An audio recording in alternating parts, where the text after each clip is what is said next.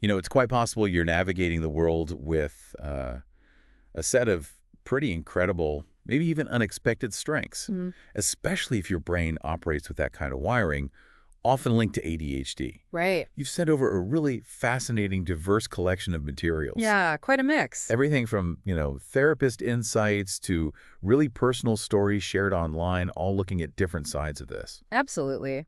And our goal with this deep dive really is to distill the core ideas from these resources. We want to help you not just grasp, but potentially harness some of the distinctive ways an ADHD brain can work. Right. And we've got quite a range here. There's expert views from places like Skill Point Therapy and Mentavi Health, practical stuff from Healthline, Mm-hmm. effective effort consulting, Mm-hmm. even an exploration of character strengths from VIA Character Plus, the science side from Medical News Today, and those really compelling individual stories from Reddit. A real spectrum. So let's get into it. We're not just going to read facts off a page. We want to explore what really jumps out and what it might mean for you. Okay, so one of the really interesting ideas right off the bat is this shift in how we look at ADHD. Instead of just focusing on the challenges, there's a real push to see the inherent strengths. Skill point therapy even calls it a superpower waiting to be unleashed. Yeah, I found that framing really, really interesting. The whole idea, the traits we often hear about, like hyperfocus or um, creativity, aren't just roadblocks. They can actually be, well, paths to success, both personally and professionally. Right. They specifically mentioned divergent thinking, that ability to come at problems from all sorts of different, sometimes really unconventional angles. That out of the box thing. Exactly. As a major plus for creative problem solving. And it's not just about thinking differently. They also talked about adaptability, flexibility, Right. especially when things are constantly changing. Which is pretty common these days. Totally. It makes you think how valuable that is. Yeah. They even touched on the emotional side, suggesting that, navigating the ADHD experience can actually build deeper empathy and sensitivity. And what's interesting is how skill point therapy connects those traits to actual, real world stuff. They suggest fields like tech or design might be a really good fit for these ways of thinking. Right. It kind of shifts the focus, doesn't it? From just managing difficulties to actively looking for places where these characteristics are actually valued, where they can shine. Exactly. And it wasn't just a professional article saying this. That Reddit discussion you brought up really hammered this home with personal stories. Yeah, those are powerful. People sharing how they found careers that worked, often, not down the straight and narrow path, like that person who sort of accidentally found their niche in site reliability engineering. Right, drawing on all sorts of skills picked up along the way. Yeah, it really shows that journey to a satisfying career isn't always linear. That brings up a great point. How does this sort of natural curiosity and creativity actually play out in an ADHD brain? Skill point therapy gets into this, describing constant curiosity as a key driver for innovation. Yeah, they link it directly to dopamine, that sort of increased drive for new, stimulating things, fueling exploration. Yeah. And it's not just random. They suggest leaning into that impulsivity, that novelty seeking, can actually help you find your passions. Okay. It's almost like the brain is constantly scanning, searching for something interesting to lock onto, and boom, that's where the focus can really kick in. And the neurology behind it is fascinating, that link between curiosity and dopamine release. It's like an internal reward for finding new info, or even connecting back to empathy for understanding how others feel. Hmm. It's almost a paradox, isn't it? Things that seem like distractions could actually fuel really original thinking, those groundbreaking solutions they mentioned. Definitely. And Healthline backs this up with that 2020 study suggesting, a higher chance of reaching higher creative levels with ADHD. Then you look at Mentavi Health, listing all those famous creative folks often linked to ADHD, Jim Carrey, musicians, even Da Vinci, Yeah. Edison. Yeah, a long list. It really pushes back against the idea that ADHD holds you back from major achievements. Okay, so we have this link. ADHD, creativity, curiosity. Let's dig into that intense focus, hyperfocus. Both skill point therapy and medical news today call it a neurological superpower. How do you see that playing out? Well, it's that ability to just get completely lost in something that grabs you, right? To the point where everything else just fades away. Skill point therapy had some ideas for channeling it, figuring out what really engages you, Yeah. actively going after those interests, finding meaning in them, and also having encouragement helps. Support matters. Yeah. And they linked it to professional success too, saying it can lead to amazing productivity and those unique solutions we were talking about. But it's that classic double-edged sword, isn't it? Oh, absolutely. That intense focus can mean other important things get missed. Skill point therapy talked about that too, suggesting things like the Pomodoro technique, setting clear priorities, Yeah, ways to manage it. exactly. Learning to sort of aim that focus consciously. And they also mentioned the dopamine connection again, how the ADHD brain processes reward and attention, which helps explain why hyperfocus feels so strong when something truly clicks. Right. Shifting gears a bit, let's talk about the emotional side.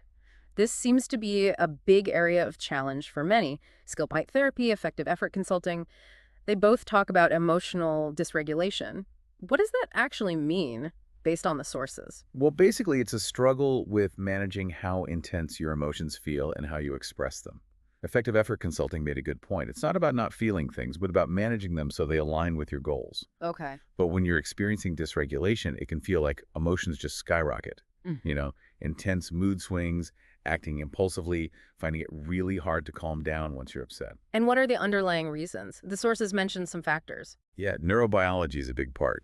Both effective effort consulting and skill point mention the prefrontal cortex, the brain's executive control center, functioning differently. And those dopamine pathways again. Mm-hmm. Effective effort used a neat analogy, like an emotional volume dial that gets cranked way up way too fast. Okay, that makes sense. So, given those challenges, what about building resilience? What did the sources suggest? Self-awareness seems crucial. Skill point really stressed that. Knowing your triggers, developing coping strategies. They mentioned mindfulness, journaling. Practical tools. Yeah. And both sources highlighted learning emotional regulation skills like deep breathing, cognitive restructuring, basically rethinking how you're framing things. And Skill Point also mentioned having a supportive environment. Interestingly, they also explored the link between ADHD and empathy. Yes, that's an important point. SkillPoint suggested that people with ADHD often feel things very deeply, have high sensitivity. Even if showing compassion outwardly can sometimes be tough because of those regulation challenges we just discussed. Exactly. So actively working on skills, like really listening, trying to see things from another person's view, managing impulsivity that can help foster empathy.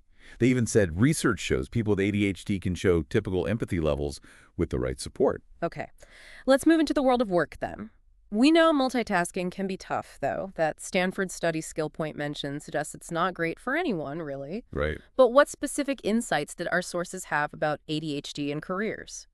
Well, SkillPoint brought up that adaptability again, how folks with ADHD can often really thrive when things are fast-paced and flexible. Mm-hmm.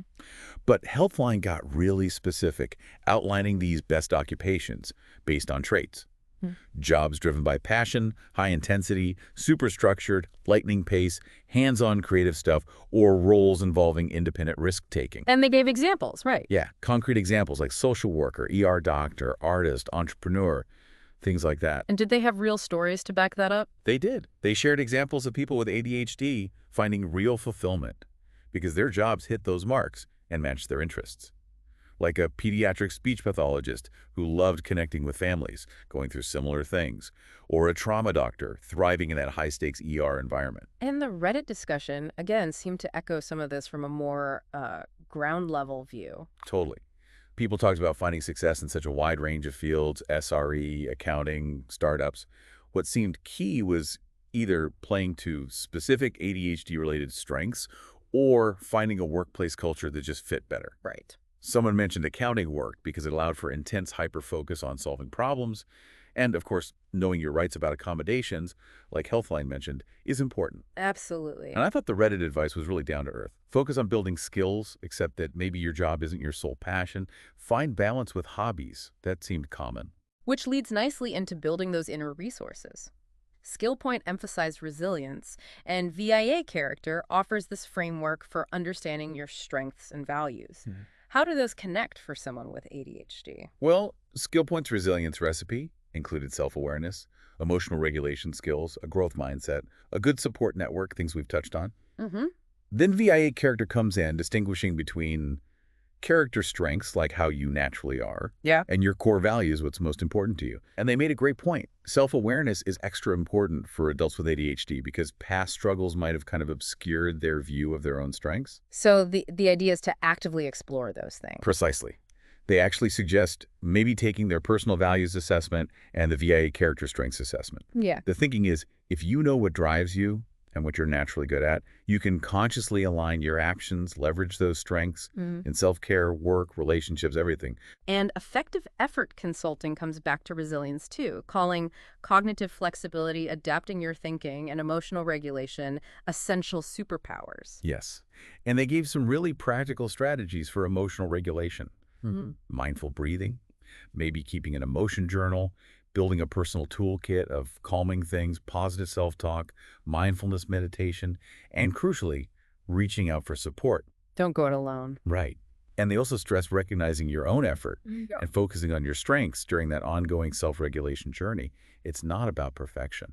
Okay, finally, let's touch on some practical tools. Skill Point specifically mentioned bullet journaling.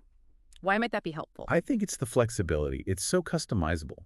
It's a system for organizing thoughts, tasks, time that can really bend to fit the needs of someone with ADHD. Breaking things down, getting thoughts out of your head and onto paper. It can really cut down that feeling of being overwhelmed and boost focus by giving you a clear map.